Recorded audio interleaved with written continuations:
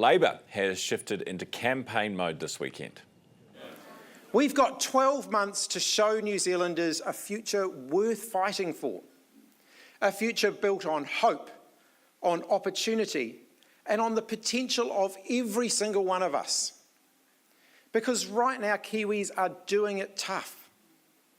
Families are worried about bills, about their jobs, about what the future for their kids looks like. And every day, this government delivers another short-sighted, mean-spirited decision that holds our country back. Now, at the conference, they unveiled a plan for low-interest loans to help doctors and nurse practitioners open new clinics or buy into existing ones. If elected, the party says it would offer up to 50 loans a year, prioritising communities with no local GP or clinics with closed or partially closed books. Borrowers could loan up to 90% of the buy-in cost, capped at $500,000. Mikkel Nunan is a nurse practitioner and practice owner and joins me this morning. Mikkel, good morning. Good morning, Ryan. Good to have you on the show. So tell me, is this a policy that you think could benefit, that we could benefit from, that could actually work? I think the concept is great, but I think realistically the fundamental issue around primary care is it's the financial sustainability. So, giving us a loan to start with is a great idea, but actually to have a successful primary care practice is a lot more than that. It's quite naive. Just to think that a interest-free loan for 2 years will make a difference. It is around robust business models that are sustainable for our staff and our communities. And probably the bigger issue, of course, is retention. There's a global market shortage of health professionals, and that still makes it really difficult. If you can start a practice, you still have to staff it. We'll come to that in a second, but the buy-in part of it, is there a problem with nurse practitioners like yourself or with GPs getting access to finance? Because that seems to be the issue that it's trying to address. Is that a problem? Not that I'm aware of, no.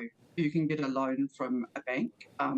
So I don't personally, that for me was not something that was a difficult thing to do. I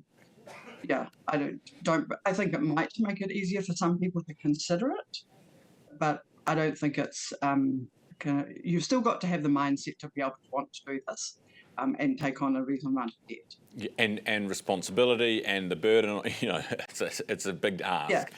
Yeah, absolutely. So with the funding model, what is the problem? I mean, because you can buy into it, you can invest your money, you can get a loan, whatever. What's then becomes the problem with making that a sustainable thing? Well, the model that we have has been around for years and years and years, and it's actually it isn't really fit for purpose. The capitation model doesn't work. You get paid for the amount of people that show up that you have registered on your books. It doesn't take into account really age and ethnicity or comorbidities, so the unwellness of patients. So these days, really, to make primary care effective and long and sustainable, you have to be really innovative in thinking about other funding streams. So what you're getting at here is, so if I come into you and I, am otherwise pretty fit and healthy, and I just have a little rash or something, I don't know why that's the first thing I went to and why I pointed there, but here we are. Come in and I've just got a very quick problem that needs sorting. That's very easy for somebody to deal with. If I come in and I've got a whole bunch, I'm obese, I've got other health issues, there's other underlying problems going on, that's a much more complicated situation, and the funding doesn't recognise the difference. Is that what you're saying? Yes, correct. The funding doesn't recognise the difference. Capitation works on a certain amount of money per person per year. So most people have kind of worked out that once a patient has come more than about 2.5 to 3 times a year, we're actually essentially losing money on that person. So capitation isn't, and that's what I think the general public doesn't understand. And the money that people pay when they see a healthcare provider is really quite minimal. And that isn't enough to actually make a sustainable, robust business survive. Okay, so we have a long road ahead of us. There's, I suppose, no harm done potentially in what Labour's proposing so far, but a lot more to go in terms of addressing the bigger problem. What about the staffing shortage that you're talking about? How do you think, what is a way to try and fix that? I mean, the easy answer, I think, straight off, but I don't think it's reasonable, is, we pay the same as Australia, but, we're not the same market, we're much smaller, all of those kinds of things. I mean, I do wonder whether we go back to the more old-fashioned route and actually do some bonding and whether that would help. But I think we need to somehow make it more, desirable to stay here. And often desirability is actually not just about being paid. It is about recognition, it is about lots of other things. So it's not just pay, but I do think we need to have much more of a conversation. And also, because we don't have staff, everyone's really overworked across the system. I mean, we get referrals from the hospital system, and you kind of think, gosh, they're incredibly stressed and stretched. But it's coming to us in primary care, and we're exactly the same. So I think the retention, I think we need to probably pay a little bit more than we are, but also look at other benefits. For example, maybe education, or looking at working different hours.